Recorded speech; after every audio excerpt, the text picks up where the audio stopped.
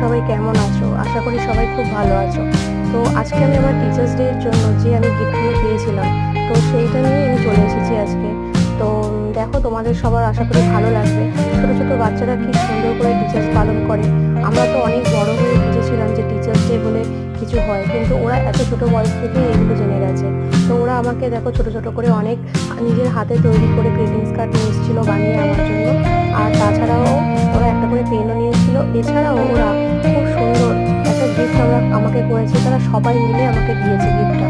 তো সবাই, আমি পরে শুনলাম যে ওরা নাকি ছোট ছোট করে, মানে কিছু কিছু করে টাকা দিয়ে সবাই মিলে একটা গিফট আমাকে দিয়েছে।